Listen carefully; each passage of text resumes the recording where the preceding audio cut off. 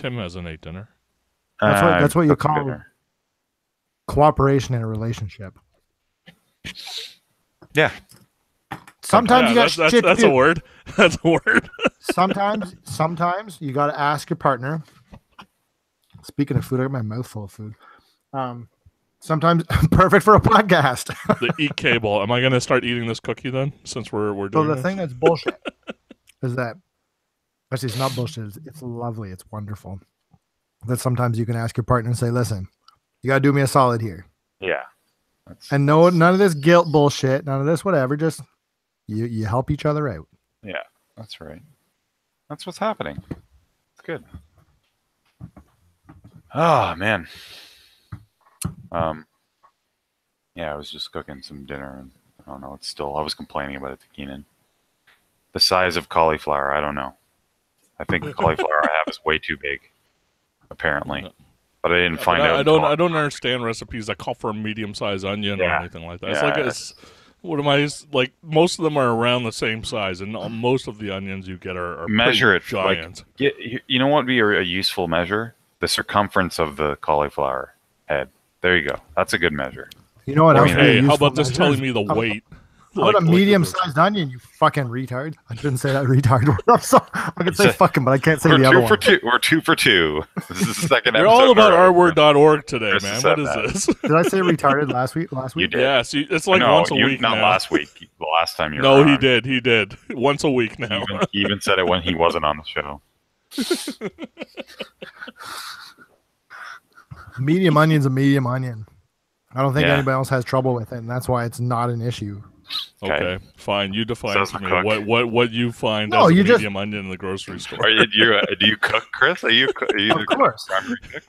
Of course. And so, if you have medium onion, you can make the decision whether you like medium onion or not. If you like onion, then get a medium, large size onion. And if you don't like it, get a smaller onion. It's not going to kill the recipe based on like the circumference of the fucking. Sometimes it does. It throws the balance off. Okay, so I'm going to ask you the question then. Are you the cook if you're worried about the circumference of an onion going into a recipe? Not an onion, a cauliflower. It's a lot bigger. There's a variation in size is what I was complaining about. Keenan brought up onions. Yeah, I agree. I'm just saying it's not reasonable. I mean, like it's a huge cauliflower versus like a cauliflower like half the volume. Then you got some problems. Like your spice ratio is going to be all off. Your cooking time is going to be all off. It's all off. If you're a proper cook, then you can look at it and say, "This is good. This is what I want." A medium cauliflower is. That's what I was telling Keenan. He couldn't even tell me. If it's the first time that Tim is making the recipe, then of course it's going to be difficult. He'll have to do it a couple more times. I'm just saying, there's more precise ways of measuring this stuff. If you want to, like, just say the weight of the food, and then that's enough. Like, I don't know if I would have weighed it. Well, I'm just saying. But I wouldn't have initially, even if they had given the weight. I'm just saying, like, medium has no definition. Like that's exactly in the middle. So I could go to the grocery store, hold a giant one, and what's like the smallest one in the pile, and I don't know which one is what they consider medium in the recipe. It's just useless at that point. So like for me as somebody who cooks, that's not a problem. You're gonna like make adjustments or whatever. Okay, you just throw in a little bit more until you feel like it's the right taste and flavor. I shouldn't have just threw it all in. That was my dumb fault. I should have just went, you know what, this does seem like it's too much, and just like slowly add it. Feel it out. That's what I'm trying to say. If you feel it out, you just kind of you get it, you know. Yeah. All right. It's all recipes are overrated. You heard it here first, folks. What? Heard what? Recipes are overrated. Yeah, you just feel it out. Yeah. All right. I got a question. I'm looking at the episode list for this podcast, and episode 58 is called White Boba Fett, and I don't understand. I don't remember the context for that at all. You guys remember? That was when. I think that Ken and I. No, I feel like that was really early. No, it was 58. It was like. Oh no, then it wasn't. I don't know. You named it. You named but there was something in that show. Who knows what we talk about on any of these podcasts? We'll have to find it. Yeah, it'd be fun to go back and try and figure it out. Maybe we can do that for 100. go back through episode titles. No, now, what do you think this episode? 100. I'm not listening to shit. You don't have to listen to it. It'd be fun to do it. Yeah. How was your week? Me? Do we want to intro the show, or do we want to? Yeah, how was your? This is the Ring Cable Podcast, episode 67 for April 3rd, 2018. My name is Chris. My name is Tim. My name's Kinnan. You say Kinnan? This got really mellow all of a sudden. Yeah, it's well, we're doing an NPR vibe. Is that what we're going for? You should do that once in a while. Do you say your name Kinnan? Am I saying it wrong all the time? Can I answer the question for him? Okay. Actually, yes, that would be ideal. So if you ask him, he'll tell you, it doesn't matter. You can say whatever you want. I say, yeah, but what's your name? He'll say, whatever. It doesn't matter. Just feel it out. I've been calling him Keenan. I've been calling him Keenan for 20 years. It's Kinnan. It's Kinnan, but everyone's called him Keenan for 20 years. Yeah. Just feel it out. We're just feeling out your name, Keenan. It's easier for everybody to say Keenan because there's like Keenan Ivory Wayans and Mike Keenan, but like if like the origin of the name is McKinnon from like the Scottish McKinnon last name. Oh, right? That's where my dad pulled it from to make my first name that sounds like my Chinese name. So that's how it works. Has a strong Scottish background. Exactly. And so this is the explanation I have to give to every single person who asks me that now question. Everyone black hair, white skin, and orange pubes. But now everyone knows, though, Keenan. You just explain. From the Highlands. So no one has an excuse anymore. Now everyone knows the origin story. I guess so. Yeah. Whatever. And so now everyone has to call him Kinnan instead of Keenan, and you can't make any mistakes, even after like building the habit of calling him Keenan for 20 years. Okay. Look, apparently it affects you guys a lot more than it affects me. So that. So I know your wife calls you Kinnan. So what do your high school friends call you? I think Keenan, most of them. So we're not like it's just not our group of friends. They're not the only ones. No, it's not just your group of friends. No, it really isn't. You should feel a lot better because I think probably I fostered the Keenan thing for a long time because I just didn't bother with like going through the whole McKinnon thing with anybody. Hey man, as you like. As you like. You're gonna play. Do you guys want to talk about video games or what? Yeah, let's do it. I figure we're a good however long we are into. It's about time. It's actually only been like 2 or 3 minutes. Feels like an eternity. For the listeners too. I haven't been on for a couple of weeks, and so I have some stuff. Not a lot to talk about, to be honest, but some stuff to talk about. The problem is one game's dominating most of our time, right? No. That's not a problem. There's no problem. Yeah, that's not. I agree with that. I tell you how much I love that here we are, April 3rd, and I still am playing Monster Hunter World almost every day. Yeah, I love it. You tell me. I need more time. You tell me what game has lasted that long. Not many. I think I'm clocked at, what did I say, 200 something hours now? 230, I think. Yeah, you got to be something like that because I'm like 140, and I don't know how much that is idling and stuff, like how that works if I left it, but I don't think it's that much. Yeah, it's great. There's not a lot else to talk about other than it's great. It continues to be great. Yeah. Well, it continues to be great. That is important to mention for sure at this point. This far out, and it continues to evolve as we get more people playing together. Like that's something that we found out the last week is getting a larger group size is nice because you could split off it with each other and do your own thing, right? I think for me though, there still has to be some level of familiarity. I don't want to play with randos, so it's cool. Even we had Elaine and her boyfriend. I don't know his name, Cody or something.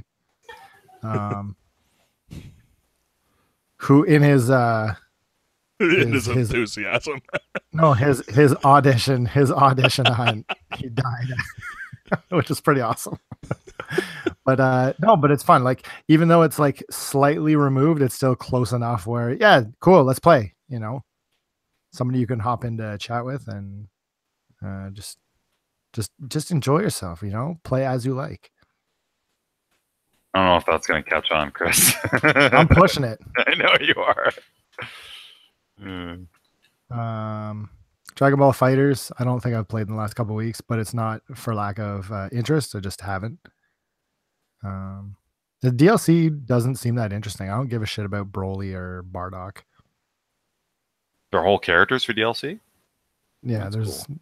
8 of them, I think, coming. But the first round of them, do you have any interest in those two? No. They're the standard, hey, let's release this DLC. It's always, or secret character, it's always Broly and Bardock. And like just about every Dragon Ball game since the Budokai stuff. Yeah. I mean, to be honest, I'm not that chuffed about any of the ones. Like what is the other ones rumored, like Vanilla Goku and Vanilla Vegeta? Who cares? Like we already have 2 versions of each of them in the game. I don't need another version that's, you know. Let's get some more wackiness. Like everybody see, at least on North America side, wants Mr. Satan in there. Yeah, I'd take him. Tao Pai Pai. Yeah. Do some fun stuff. I know that it's not maybe not the popular thing, but I'd love to see more super guys in there. Mm-hmm. Well, I mean, if they're already gonna throw what's his name into there, right? And they're gonna throw Hit and they're gonna throw Beerus into there. They should populate it a bit more. Put Jiren in there. Mr. Popo.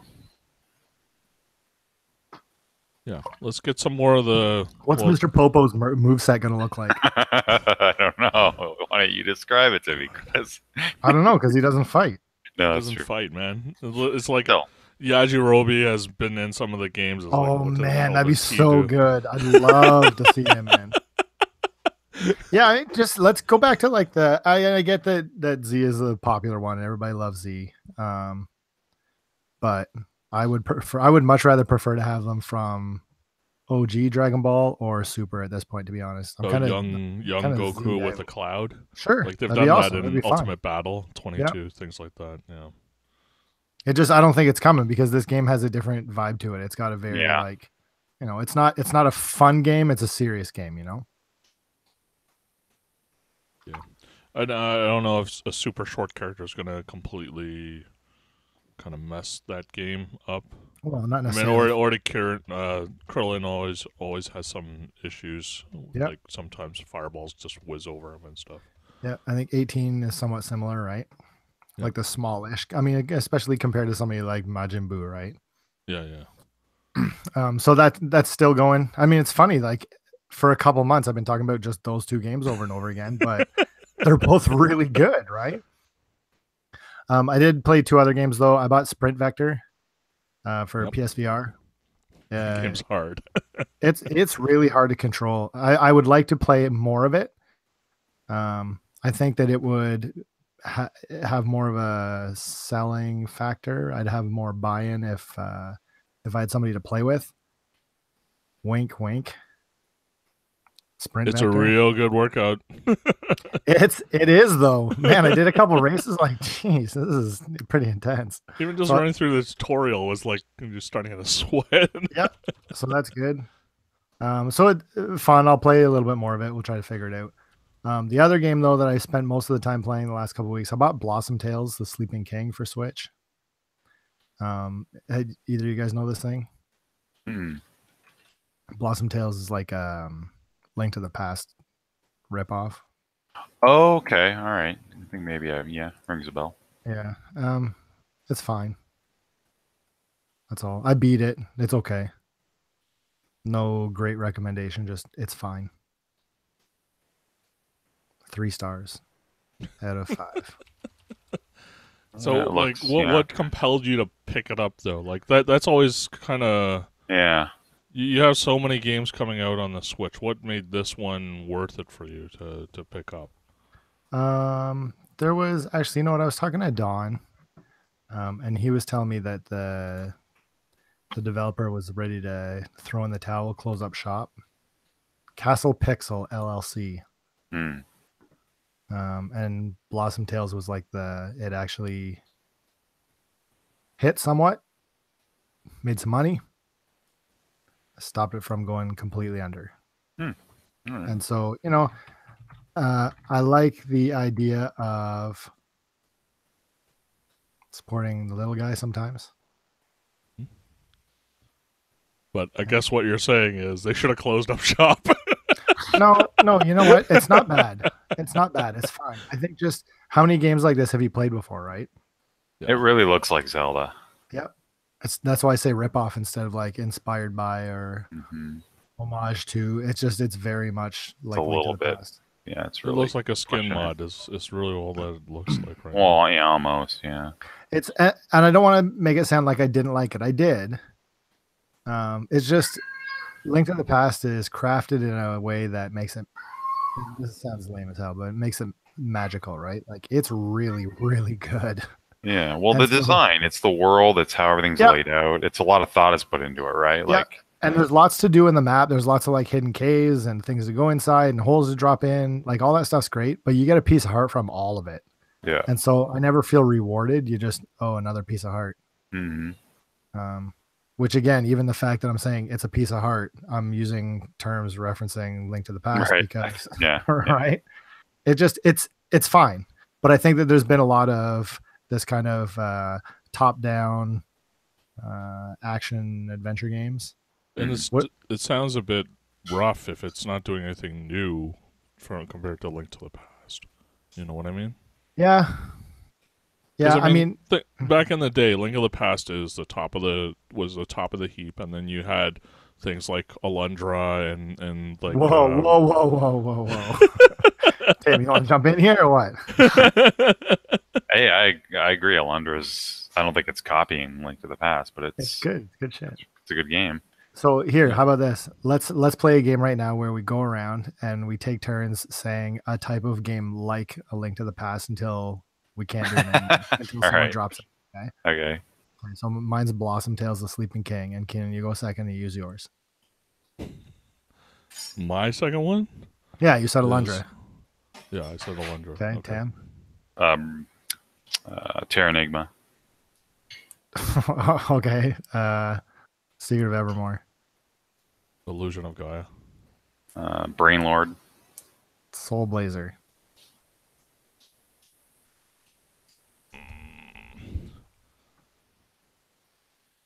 This mental block right now.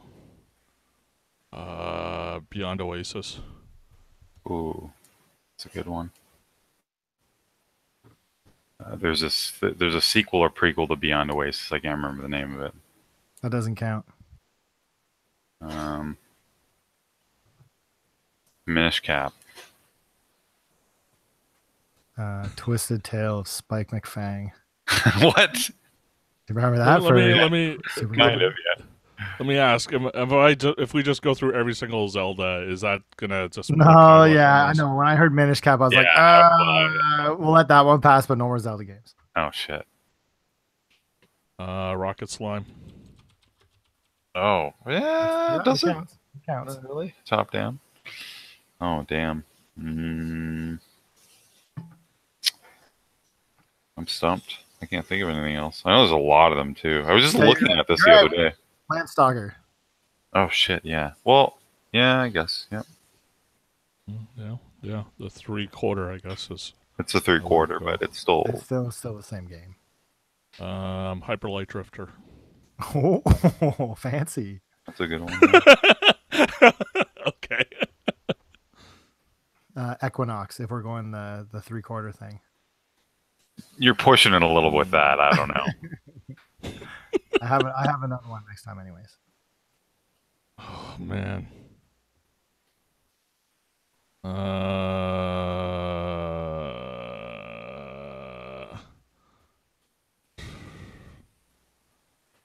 Oh, I thought of a new one. But... I guess we can't. Dragon Quest Builders doesn't count as one, right? No. That's too much on the others. No. This is not top down. Chrysalis. Oh, I owned that. Oh, Lagoon. I should have said Lagoon. I haven't thought of that game in forever. I remember always being so interested in that game, and then finally getting it and being like, "This is pretty cool." not loving it, but there was something special about that. You guys have any games where, like, when you were younger, you played it, you're like, I know this isn't great, but there's something about it that's hooking me. Yeah. Oh yeah. Lagoon was like that for me. I remember the cover. I never rented it. It was decent. Joe and Mac was another one that was kind of weird that I don't know why I liked it. It wasn't bad. It was Lagoon was Enix? Oh, it was, right? Yeah. Huh. Oh. How about you guys? What did you play? I can talk about what I played. Only a couple new things. I mean, Keen and I talked last week about Monster Hunter World. I actually finished Shenzhen IO finally, which was awesome to be able to finish that. So that was cool. But I played two new things. I played. One was, and I think it might still be available now if any of the listeners use Twitch. But if you have a Twitch account, like, they give away free games all the time. It's on their own app or whatever. But they just gave away SteamWorld Dig 2 like last week. So I got a free copy of that and fired it up and played a couple hours, and it's pretty fun. It's got a nice little loop. Like, it's I can definitely see myself going through that game. Like, it's a 2D platformer where it's not roguelike. It is unlike the first one apparently was. I never played it. And you go in, mine, dig for upgrades, go back to the town, upgrade your stuff, have some new abilities, go back further. There's a story happening at the same time, and it's a bit of Metroidvania kind of elements to it. But with digging, it's fun. The music's pretty good. I'm definitely gonna go back to it and probably finish it off. And I also on a lot of top 10s last year. Yeah, I heard. I know like it was pretty popular. Pretty good reviews. Yeah, it's cool. It's definitely. Chris, did you play the first one? I thought you did. The first one I did. I'd like to play the second one, but it's just too expensive for me right now. Well, if you make a Twitch account, you probably get it for free, potentially. I don't know if you had to have had a Twitch account for like a month before they start offering you free stuff, but it has to be like a Twitch Plus or what? Twitch Prime? No, or just any. You know what? Because I use my Amazon Prime for a free Twitch subscription. You got Prime. I didn't realize you had Prime. It must be from that, I think, because actually that's I think when I started getting those free things. Yeah, because I remember that they did it during. For that, it wasn't. Prime's not worth it for me anymore. I don't know. Yeah, sucks in Canada. Yeah, I think Best Buy's gone too. Like, the Best Buy club is out. Whatever, like, minor club that they had there, that one's gone too. Don't buy any more video games. It's over. Well, good thing we have Monster Hunter World. It's cool. I picked up Wipeout Omega, because the developers, I guess, have been working on a PSVR patch for the whole game for the past year, and people were losing their minds over this thing on the Reddit. So I picked it up. Unfortunately, I didn't pick it up like a month ago when it was way cheaper. But yeah, I played it for a bit. It's really cool. Like, it's a lot easier, kind of, I think, just to get into than a lot of the PSVR games, because it just uses the controller. You don't have to worry about the move controllers and stuff, and you just sit on the ground and you're in the game, you're racing, and you don't have to move around, but you're still getting that like really cool experience. And I mean, I'm not a person who used to play the Wipeout game, so it's all very fresh and new. And I guess Omega has like a lot to it. Like, it has a lot of different. It has multiple games within. I guess it takes a lot of the tracks from the previous ones and combines them. And I've been using it as a VR demo for people, and it's cool. It's got full multiplayer in it. It's the full game. The interface is really cool. Everyone's going nuts over basically every aspect of it. That was one of my favorite PS3 games. Like, I love that game. Yeah. So did you like? I don't know if it's still in there, but there was the thing that I really enjoyed about it is that it supported the customized soundtracks and stuff. That is a good question. I'm not sure. That would be pretty neat. Look into it. Even to play multiplayer with other people would be really fun. Like, just do a bunch of races. Like, yeah, it would be cool. It'd be really fun. So yeah, digging in a lot. It's pretty neat. That's pretty much it. There was a game that came out today that I bought, but I haven't had a chance to play, that I'm going to play later, and I'll talk about next week, that I'm really excited about, but didn't get a chance to put any time into it because it just came out today. I didn't have time since I came home till now, so But talk about that next week. I think I played a bit of Dead Cells too, a bit more of it, so not enough to really say much more about it, but it is pretty cool. It's very action-y oriented. We talked about that last week, right, Keenan? Yeah. Okay. So yeah. So my thing, besides Monster Hunter, blah blah blah. So there were a couple things interesting happening in Oculus. So they had an issue a couple weeks ago with the certificates for how I guess the library, which is local, and how it's sunk up with their back end. So basically, nobody could access and play any games on their Oculus Rift. So as a make up for that, they basically provided a $20 gift for the store for you to buy anything. So I've been sitting on that for a few weeks, and now they have a Rift anniversary event. So a lot of stuff is on sale. Things like Arizona Sunshine's on sale. But there's a couple things that I did pick up. One of them I'm finding really fun. It's called Knockout League, and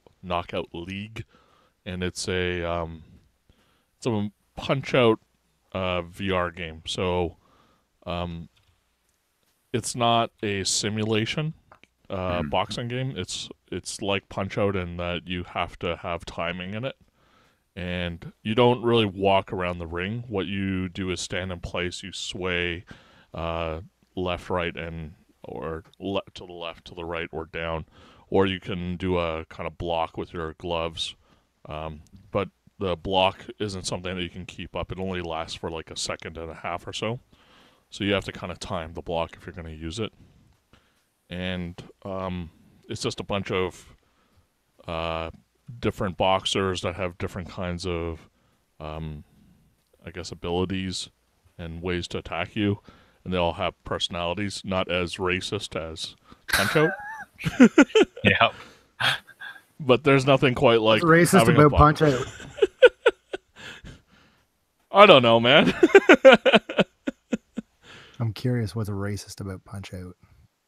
Well, I don't know. The first guy is a French guy, which you can knock out, but the name is Glass Joe, and yeah, blah, blah, blah. He's not. Glass Joe's not French, is he? Yeah, he is. Yeah. More racist was the Wii one, I thought. The Indian guy that teleports around with his magic and stuff like that. Doesn't that mean that Indians are awesome because they have magic? That's true. I mean, I would agree with you, but this is what, this is the I don't know, man. I didn't have any problem with Bear Hugger. Oh, yeah. Wasn't he was the Super Punch-Out one. Yeah. Bear Hugger. And I think also Wii, right? He was also on the Wii one as well. Isn't there a character that drinks too much that's from Russia? Soda Popinski. Yeah. Oh, they changed him, right? He was, I think, in the arcade one, he was actually a Russian who drank alcohol. And that's why he's Soda Popinski. Popinski, right? But anyways, yeah. So Knockout League is a huge workout again, another workout game. It's tiring, man. Swinging and like ducking and all that stuff. So I can probably only do like 2 matches before I have to like take a break for a bit. And that's just with the lower tier people, but it's been pretty fun so far. It's in your face, and the boxers are in your face, and you don't have to step out too much, and it's just about like dodging and swing your arms and stuff. So can you kiss them? Pretty fun. There is a girl boxer. You can try. I haven't. That's racist. Is it racist? Yeah. I don't think you know what race is. It looks pretty cool. I mean, they're trying to ape that Punch-Out thing, right? They're trying to ape that look and that feel, and this looks pretty cool. It is out for PS, PlayStation as well, I believe. Yeah. I think so.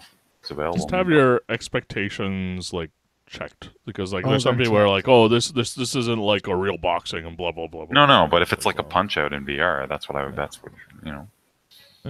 I don't want realistic boxing. And then Oculus also had a free weekend for something called Brass Tactics. So this is an expansion of their.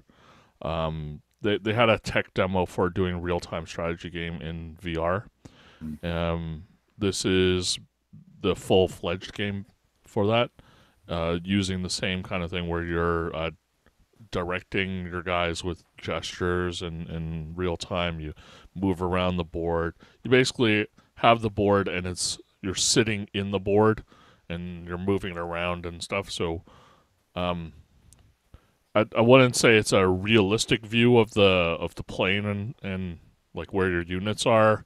Like you don't have a realistic standpoint. Like it's not like a table where you're looking at it, but it's a field of battle where you can kind of zoom everywhere that you want and direct people and stuff. So it's not overly complicated, but it's interesting to see them do real-time strategy in VR, I think. And I think this one is Oculus only because it's sponsored by them. But it's a really interesting way of doing things, of directing units and controlling them and seeing it in VR. And it was kind of interesting how to do that. So, there's another game on PlayStation. Mm-hmm. Called Tethered. And Tethered sounds similar to that. What's the game? Is it Westwood Studios, I want to say? Black and White. Black and White. Oh. Was that Westwood? That's Peter Molyneux's studio. Yeah. In any case, Black and White. You remember that game? Yeah. It reminds me.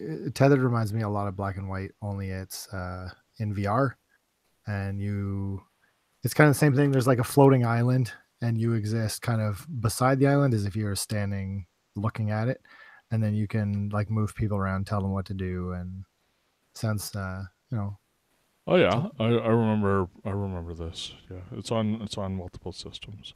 So. It's okay. It's not worth it. I think I didn't love it. I don't really like the cartoony look of it. Is a bit off-putting to me. Yeah. It seemed very slow and it didn't keep my attention very long. Yeah, I think Brass Tactics is a little bit more action in your face. The units look kind of cool and they kind of it has the opening scene of Game of Thrones where it's kind of mechanical. It's got that kind of look to it. So things changed. There's gears that are moving around, and your units can, for example, our artillery tank unit kind of changes when you set it up to be an artillery unit to fire on guys. So it's interesting in that way. So.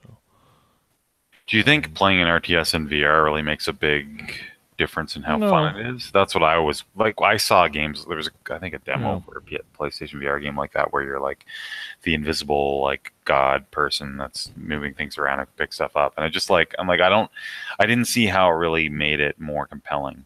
No, it felt like more awkward. But don't you think when you first get VR, like I want to try every kind of game it was. I want to try like definitely, just to see potentially, right? Yeah, and even though it might not be the best way for you to play, for example, RTS, because they're limited in how complicated they can make it, right? At least they're trying new ways of interacting with the field that can be used for other things, right? Did either of you guys play Moss? No, but I heard great things about it. The demo was great, and then I heard it was rather short, so I'm waiting for it to be on sale. Mm-hmm. So, but I heard it's amazing. And I played the demo, and the demo really gave me a good vibe too. So for sure, it's cool. I may be completely wrong on this one. I totally concede that to be the case, but I'm getting Precious vibes from this thing. I don't know. No, I haven't yet. Yeah, if you try. No, I said if you try. Like I can see that. I can totally see that. You hear that, and if you look at it, and for sure. But no, I wouldn't say that reflects it. It's I mean, the character that you're interacting with is super adorable, but I didn't know anything about the game except like, oh, the demo's cool, try it, and I got that impression immediately, and it was in a good way. Like I really liked the animations. I felt like really impressed by just feeling like I was interacting with this creature and helping it. Like I think it's definitely all the things people are saying is not in that way you're thinking it. But I can totally see why you would. I know would go to that. You know. Yeah, I know I take shit for it quite often, but there's a certain, I don't know. I hate to say that the genre is like Precious Games, but there's the one that comes to mind immediately is Brothers: A Tale of Two Sons. Right. And everybody just ate this shit up, and they loved it so much, and it was so good. And I cried at the end, and I was just, I got another one. Fucking kidding me? Well, you know what? That's how I felt about, just an outsider, not through you guys, because I know you're gonna crucify me for saying it, but Nier Automata. Like you hear about it as a person who hasn't played it, you're off the podcast, and you feel like that because and all these people are talking about it, and they cried, and it was so. Oh, hold on! I didn't cry during this game. You didn't cry during. I was the one that cried during this. Oh, okay, I hear that a lot. But you know what I'm saying, right? Tim, you have to sort of. Tim, there's a big difference between the two. Like there's a setup and Nier earns like that kind of thing. It's whether it earns it, right? Right. Like I can sit here and talk to you about it, but it's not going to have any kind of impact on you, right? Because ultimately you have to try it and see if it earns what it is trying to ask for, right? I would argue that even if it earns it, though. So another game that I've been thinking about a lot lately in the same kind of zone is What Remains of Edith Finch, which Don graciously sent me some money to buy because he wanted me to play it so bad. And I played it for maybe an hour and a half, and I can't do it because I am not interested in being told a precious story and being led through things I don't care about. And there's another one that I'm sure is controversial and that I take shit for, but I think a lot of the times video games are not art. Video games are playtime. Well, the other one that I forgot to mention it, because maybe Keenan, you know about it, or I don't know who, but that Hellblade. Yeah, everyone's saying it's so great and blah, blah, blah. And then when you actually hear about people who are like played it, like the gameplay's not very good, but you're in it for the story and the sound design and blah, blah. It's like, it's a game though. Like if it's not a fun game, let me put that. What that game is trying to do is open you up to a different view of life, right? But you can still make it a fun to play game, which is about mental illness, right? That game is about that and is written to. Which is the worst part. Which is the worst part of Celeste, by the way. See. Yeah, but it's still a fun game, right? Like, yeah, the game itself is great. I think it would be a better game without the mental illness. Like, I don't know. It doesn't earn it. And everybody loves to talk about how it needs to mean something, and you need to open. I want to fucking play video games. Like, I want to jump on shit. And so and it's great that there are games that people enjoy. That if that's what they're looking for, then by all means play those games. I'm super happy that you have that. For me and my personal experience, I want to jump on shit. That's all I want to do when I play video games. See, for me, I'm in between. Like, if a game wants me to feel something, I better also enjoy it as a game itself. Because you don't earn it if there's no gameplay to be had. Like I'm just. But I don't know, Tim. Like there's then I'll watch a movie, right? There's or read a book. There's things that or position or understanding that you can only come into from having more of a interactive experience. That I'm not saying that all games are art, and I think yes, we are too precious with these things because, and the way that I would say it is that games and storytelling in games is still very immature. It's like absolutely it is trying to. There's no subtlety, or it's very difficult to put across subtlety within video games. Okay, I think the problem is this: like there are people who have great ideas for a story they want to tell, and then they go, "Oh, we'll make a game out of it," but they don't know how to design a game, so they get a pass because their great writing and story is there, but they're not really good game designers. But now it's a lot easier to make a game. I would argue that story's not good either, though. Sometimes I think it is, but I think that the games get a pass because they have a pretty good story. Like but the thing is it good? Is it a good? Is it a good story, or is it a good story for a game? Yes, is the question, right? Sure, that's true too. So and the thing about storytelling in games is the people who get into writing for a game tend not to be people who have written for a very long time. Okay, they don't. That's not their. They haven't written 5 novels to try and figure out what writing is. Okay, it's probably their one story they've had in mind for a long time, right? It's probably the one story that they had in a long time, and they've had a goal in what they want to tell in the story, and it's just beginning and end. Okay, and that's really they're just trying to get to an end. Okay, so let's go back to Nier for a second. Okay, the thing about how Yoko Taro does his games is, yes, he may want to say something in his game, or he may want to do certain themes, but he's incredibly well researched and thought out in terms of how he wants to present that stuff. In fact, he's probably one of the best guys to be like trying to meld what he wants to do within gameplay along with story. Okay, can I interrupt you just for a second, Keaton, and say that one of the other things that Taro does is that he doesn't give a shit about the story either.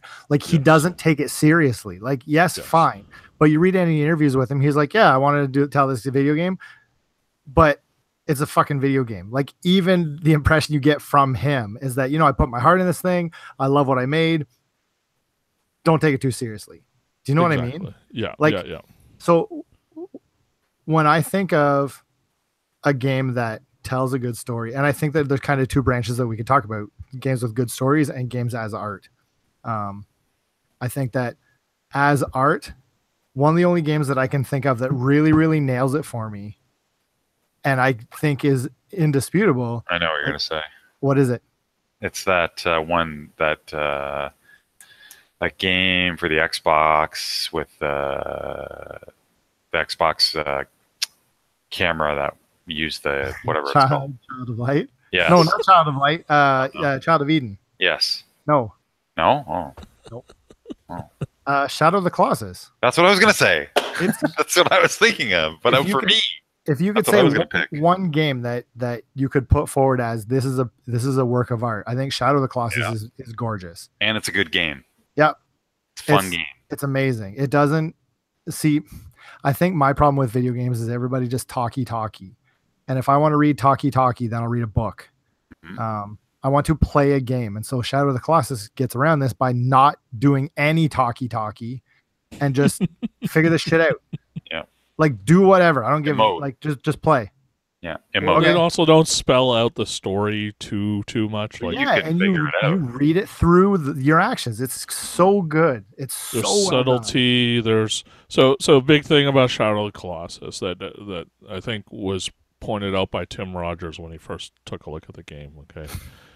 Yeah. All right. Okay. One of the things that Tim Rogers, it's just like, how long has it been since you've heard that name? Yeah. Well, he's around, right? Like, he's still writing for Kotaku, and he's still doing wasn't that the guy that wrote a crazy long review of I can't remember what? That's all that he writes. He writes long reviews. Okay, that's the whole thing. He talks about culture and all sorts. Like Earthbound, he wrote like a stupid novel on Earthbound to review it. Yeah, he's done all kinds of that. Like, yeah, it's like read the Metal Gear Solid 2 and 3 ones that he's. Anyways, that's besides the point. In his review of Shadow of the Colossus, one of the things that he points out is that Wander, like, he's very steady with the bow and arrow compared to the sword. So when you look at how he swings the sword, how he uses, he's not very sure of himself. It's never swung with like sureness. So like it's always like he's off balance a little bit, right? Whereas with the bow and arrow, he's extremely proficient with it. Yeah, like, he's a demon. He's able to pick things off. He's steady all the time with it, and that just gives you a little bit of backstory as far as like that character is concerned. They don't spell it out for you, but I think so. I really think so. That's cool. Yeah. So it's one of those things, like things that are just in the animation and how the person moves and how how the overall control is. Like Shadow Colossus is not about swinging the sword most of the time, right? It's about climbing and then stabbing, right? But he's not like Link, like swinging around like crazy on things. Like if you want him to actually get the attention of a monster or do something, you normally take out the bow and arrow and like pick things off and get the monster's attention that way, right? So that game is so good. Like transcendent, you know what I mean? And I hate to say that, but like it's really something different. Yeah. And think about this. Think about this one. The animations and how those monsters are. Think about now that we're playing a game that also has monsters in it that have really cool animations and have their own personality and you know, that we all love and think is great, right? Now, there's not much story in Monster Hunter, but there is, but it's trash.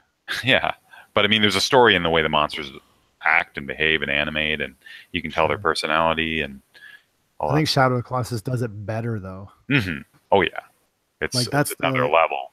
How cool is it that game? You know, it's getting up there. It's what, like 15 years old or something. And man, still to kind of hit that peak is super interesting. So let me. You guys both played Papers, Please, right? I didn't come ready to talk about Shadow of the Colossus. Whoa, we just jumped to Papers, Please. Yeah, I'm gonna go there. So did you guys both play Papers, Please? Yes, but I did not finish. I finished some of the endings, but I never finished. It's still sitting there. Like I didn't get to the end of it. I don't think I really got that far. I played it for like 5-6 hours, probably something like that. Chris, what about you? I played a bunch of it. Yeah. Okay, so what do you feel about that with regards to how it tells its story within the gameplay? Because it's not necessarily overly in your face about it, talking about it all the time, but it does have things that affect you, right? There's things happening around you, and it's affecting your job and what you're doing as the guy at the border patrol, right? But would you say that game is?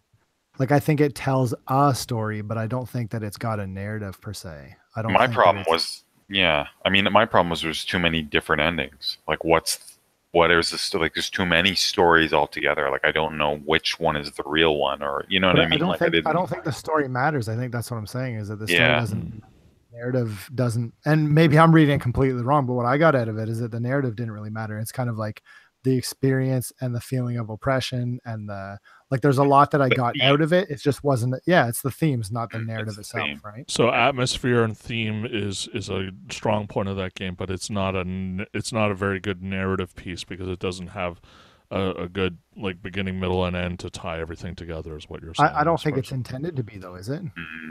Yeah, I'm not saying that it is, but like, I guess that's the fumbly part right now. Is some games are really good on the atmosphere part, right? Trying to get you to be in touch with whatever that particular situation is, but it may not be so good its aim may not even be to tell a fully fledged and worked out story, right? Like great example. I think that's fine.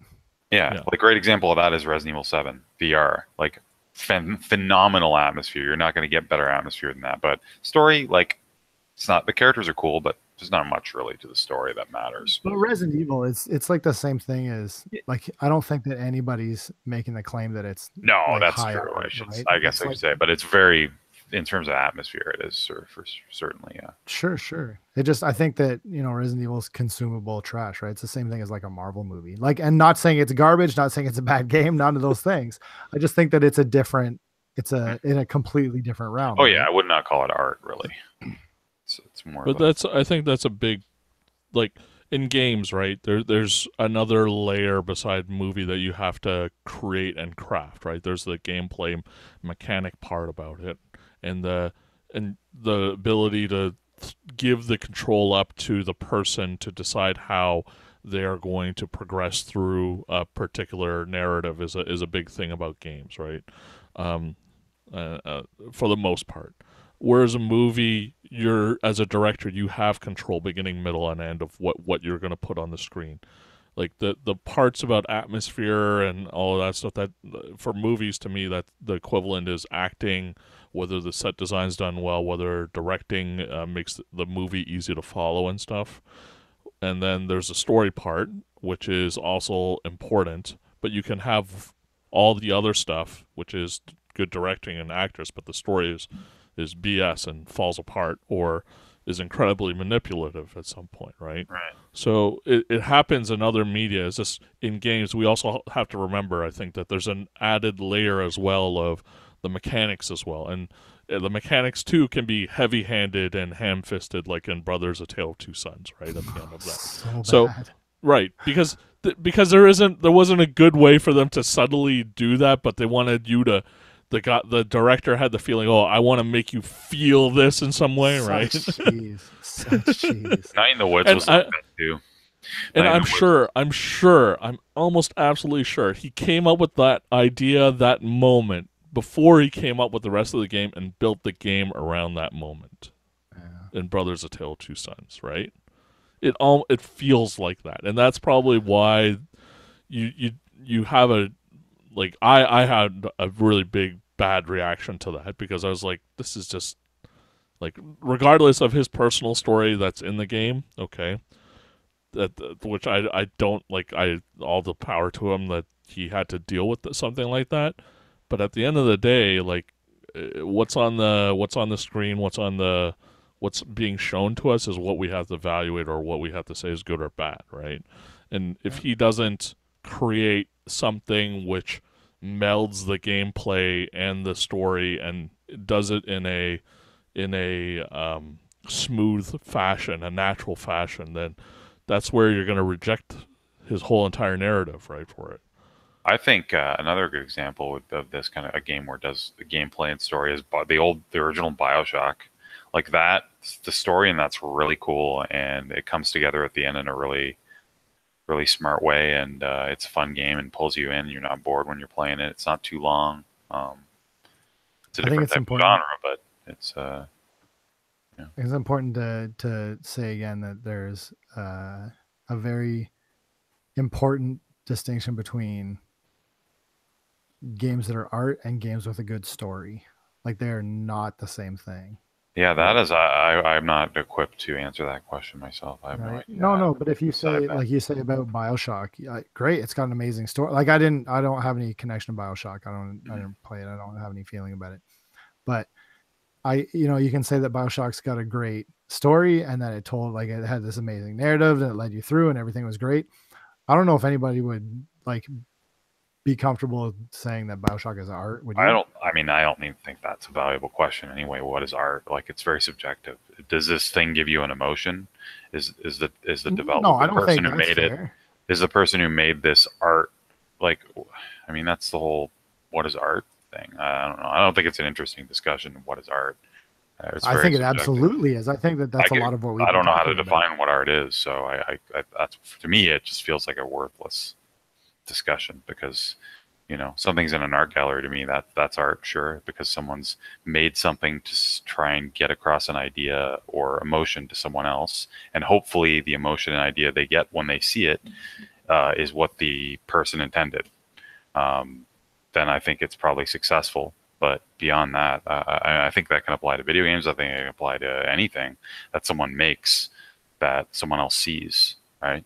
I think it's good art if, this is my own personal definition of art, I guess, but I think it's good art if the emotion and the ideas somehow gets across to that person, and it's not good art if it's totally different and not at all what the artist intended to. Someone totally misinterprets what the artist's intention was. I think it's probably I think that's what Roger Ebert's whole argument against video games as art was because the user is manipulating the art. I think that's short-sighted. It's not that it's manipulating it, really. It's that it's the user is changing what's going on in the art, so right. It's no longer in the creator's control. Right? But I think it ends up being more complex. Like, sure. We've already given examples of games that we've all had similar reactions to. So clearly, the creators were able to design the game in such a way with that dynamic of being allowed, whether there's a game in it, but you are also getting something out of it that's very similar for everybody, and we all share a common experience. So clearly, there's successful games that are art. In that, I think Ebert, he's never played games. He didn't understand that they're more complicated than just saying, oh, well, if the person has some measure of control over the art, it's not art because it changes the experience. But that's not really, I mean, that's too simplistic of a view. You can guide the person's experience without completely holding their hand, and also not, giving them an open, world sandbox that doesn't really tell you much. Like there's even sandbox games that give you the similar type of experience or idea, even though the person can do a ton of different stuff, right? I'm sure there's examples of sandbox games that can be art, but I think for me, what it comes down is the intention of the creator and whether or not it gets across to the people who experience it. Like that's what I think a good game that is art is. But I can agree with that. But I don't think I think it's dismissive to say, oh, you can't talk about it though because what's art. Because I think that if you look at something like I don't know what your definition of art is. That's what I mean, I guess. Right. And I think that that's the discussion that we're having. Like, I think that if you look at Shadow of the Colossus, do you think that throwing it together, what's the guy's name? I forgot. Kenan, you'll know, the director of that game. Damn it, I forgot his name now. In any case, do you think that he looked at it and said, I'm setting out to create a piece of art? Or do you think that he said, I want to make a cool game? Ueda, I think, right? Yeah. Ueda. Do you think that his intention was, I want to make a work of art, or I want to make a video game that sells? He wanted to create, I think it was like a game of giant beasts, and climbing them was the main thing about what he wanted to do. Right, like he had a core idea, like he had a core. He wanted to. There was a theme, a feeling. He just had a feeling that he wanted to create somehow and recreate in someone else. But if it's the intention of the creator is what makes it art, and your reaction to what they've created. What if you're just like, I'm making a game because I want to sell it and I want to make money? Does that mean that it's not art? No, I mean that's been the argument within even the artist community about whether commercial art is real, like commercial or pop art, it can be considered art. Like if you are somebody who goes out there and designs a poster for somebody, can that be considered on the same level as somebody who creates something for themselves only in an art gallery, right? That's always been the argument within the artist community, and they would say, well, the one who is executing a vision for somebody else, we can't call that art because you are creating something it's no longer your vision, right? But at the same time, the commercial artist will say, well, I am putting part of myself in this. It may not be 100% of what I wanted to. For example, comic book artists all the time are designing, laying things out, and doing things the way that they would want to, right? With some direction from the writer and with input from others, right? So that debate has been going back and forth for a long, long time about whether you can consider commercial art like a part of the artistic community or not. Or people call it high art versus low art. High art or low art, exactly. That old Calvin and Hobbes thing, right? About that they talk about what's high art and what's low art. Is it pure or not pure, or how pure it is, right? Yeah, was this person trying to sell things in some way or not? And did they compromise their vision in some way personally, to make it more palatable or sell better, right? Personally, I think that's just a bunch of like douchery from people who want to hold a wine sifter and like talk about art all day and talk about like what a piece of art means to them and stuff, right? But that's a way for them to say that's us in our little community and not other people who are not a part of the community. We're pure. We only deal with the pure stuff. We're suffering. We're making art just for ourselves because it speaks to our soul. Whereas you have sold out, right? But guess what? Those people that are in their little tight little community, the reason they're doing that is because they're getting an emotional. They might not be making money, but they're getting something out of that that's feeding their ego. So I would say. Pure? Is that a pure in a very nasty way? I would say that's very masturbatory, right? You're doing something just for yourself, right? Yeah. So your vision's being compromised by your own ego. Like you want to also have that recognition, or you want to have people respect you because of your creation, right? And I don't know how you can do that. Like it's almost impossible for you to accomplish something like that in a large for a video game, right? Because it involves so many people to create a video game, right? Same with movies, yeah. The only time that I think you can say that it's only purely for yourself is indies, right? Because that you can do with one or two people, and you execute. But they want to make money, man. And how this started, though, is that I fucking hate indie games that consider themselves art. Like, and you can see it. It oozes off of these games where you're just like, one of these, you know? Right, but I think you're right, Chris. I think in that way you have a BS detector, or you have a low art detector when it comes to certain indie games. Like, there's a lot of people who are jumping on the bandwagon who just like, if I make an 8-bit looking game, it'll sell better, right? And you get a feel for it. Isn't this the difference in the new world where everyone can create and everyone can publish, where the masters don't matter anymore? It's just people consuming whatever shit anyone puts out, right? And I think that there is still a need for, and this is a completely different argument for curation, a completely different type of podcast, but I think that there are experts and there are masters, and the development of craft takes a long time.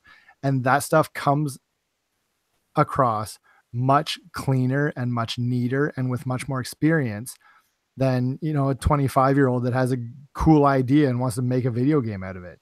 Like, I'm not interested in this shit, because if I want something really good and really interesting that's going to touch me, I'm not going to play video games.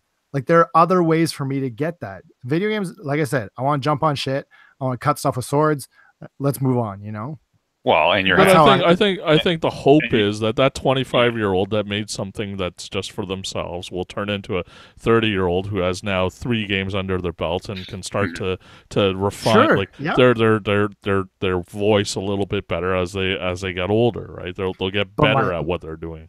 My argument then, Ken, is that when they get better at it, it doesn't seem so precious because now they're doing it properly. Yeah. Right? Yeah. Like, the precious stuff comes across as so amateurish, and so many people that's true. That's true, and that's how it's supposed to be too. Because when you're 25 years old, your view of the world isn't informed by a lot of things in life, right? And so I don't want to. I think it's important to say that it's not looking down on 20-year-olds, because here I am at 37, and I still consider myself a baby compared to the experience that others have lived. Yeah. Like, I'm not outside of that trap at all. Mm-hmm. But I mean, your view of family, your view of death, your view of... So I have more than a 20-year-old does. I'm certainly more... I have more to think about than I did when I was 20 years old. Yep. I just... Yeah. So let me tell you something that's interesting for me right now. Is this God of War game, and why it's still on my list of things that I will be getting. Okay, Cory Balrog, who's the guy who is directing this new one, he's now a family man. He's now mellowed out. He's kind of figured some stuff out in his life. He was the guy who was leading God of War 2 through completion and all that stuff. He said, and the interesting thing is he's saying like his whole outlook on life is a lot different now, creating this new God of War game compared to when he was young and brash and thought of the world in a certain way, right? So that's why I'm kind of really interested to see what this new God of War... Yeah, I'm very curious what this new God of War game is going to be. Especially since he's not he worked on one of the old ones, right? So he already knows what it was like. So he has that contrast. Yeah, it should be interesting. I mean, I'm certainly... I normally I would have written off a God of War game, but I heard a little bit about it, so I'll be listening. I'll be looking, be checking things out. Still a hard pass. I don't think I'm going to be buying. That's fine. But I mean, this is the thing that we're talking about, right? Is like the people who have a certain view of life and looking at things and trying things on their own. And like they're gonna say, well, look, you guys don't believe in my vision as a young person and you think that I don't know anything, so I'm going to go out there and make something the way that I view the world, and that's how you get something that's not as refined sometimes, or something that's very raw and not held back in a way, and so that's what it was like. I think what we're seeing right now, and that's a lot of the indies guys that are out there who are trying too hard. They're the ones who don't have families. They don't have to worry about. They don't have to worry about feeding their kid. They're the ones that can take the risk, right? And they don't have to worry about how to design a fun game. They have to be raw as hell, and they think they can get away with that. That's my problem anyway with some of the stuff. But it needs to be. It needs to have a bit of both. Right. Yeah. Do you guys feel like the older you get, the less you want to share? Like you become more introspective and just, it's all good. Whatever you're into, that's cool. I have more to think about and more to say, but I don't want to say any of it. Does that make sense? I think that for me anyways, I feel like I've settled on an observer role the older I get. I don't want to throw my hat in there. I just want to listen to what other people have to say and You're a bit wiser. You know that if you throw your hat in the ring, you're like everybody's gonna start jumping. It's why I don't participate in any kind of forum ever anymore. Right? Like when I was in university, sure, I'll take an argument to completion with somebody, right? And just argue for days about something and go for it. But I'm a bit older. I'm not a lot wiser, but.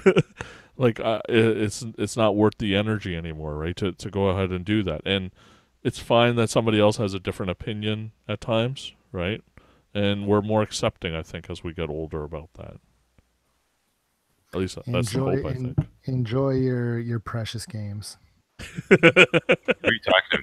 You're not talking to me. You fucking relax. So defensive. I have defense. Tim was the defensive one. We were the defensive ones about Nier, man. You're not as wise as Kinnan. I'm not as wise as Kinnan. Yeah, that's right. See? It used to be Keenan, but now he's Kinnan. I have 3 things I'd like to talk about. That wasn't one of them. One of them is Dragon Quest XI. You guys in or no? Yeah, I think if I have time when it comes out, yeah. I think Yeah? When is it coming out? I don't know. In the future. Every other Dragon Quest game comes out in America, September. I don't know if I'm going to buy it. I don't know. I don't know. Yeah, I'm not sure. Have you, especially Tim, have you heard of a game called Dragon Fang Z? Does that sound like a game that I would know about? Well, apparently it's the most Sheeran-like game ever released outside of Sheeran. Is this new? I don't know. I heard of it the other day and I read an article about it and people are going crazy saying this is Sheeran. The art style's not digging it, but it looks like it's Sheeran. Yeah, it does look like it. But people are saying in tone that like this is it. Like if you want to play another Sheeran game, this is the game. But I'd never even heard of it, and so okay, it's on my radar. I'm looking into it, but it's only Switch, so I don't know. Well, then you're gonna have to buy a Switch for Dragon Fang Z. It's Steam. Is it really? Yeah. Okay. It's going on my wish list, maybe. It just came in February. $29. Okay, that's my second point. No. My third, Ken, you posted something earlier about that Kirby Automaton on the Facebook page. Yeah. What song do you guys want to hear on Automaton? What would sound the best to you if you could hear any song? Hold on.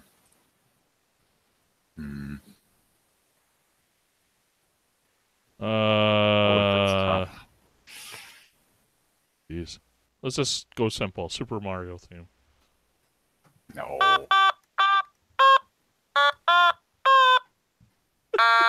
Oh, you're doing it.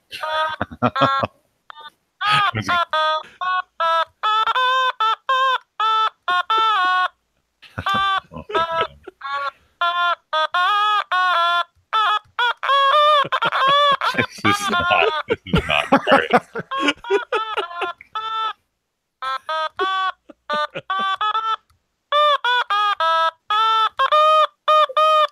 Where are you in this? I don't even know where you are. I don't know how to play it. When did you pick that one up? I've had it for like 4 years. I've had it for a long time. It's not Kirby colored. Okay. You guys ever play with one of these things? Yeah, I played with the one you have. It's like a electronic slide whistle. Yeah, it's sort of, yeah.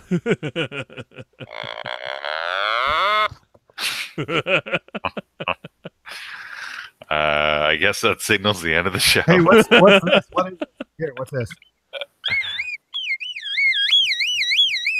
What is it? Yeah. It's not a song. No, that's like a representation of a sound. Police siren? That fire truck? Well, it's Keenan bonking his wife. Okay. That is really the end of the show right there. That's it. We can't top that. Keenan, I don't know. Is Keenan still there? Keenan might have left after he heard that. It's because he got excited. Have a week. I'll talk to you guys next week. All right. See you later.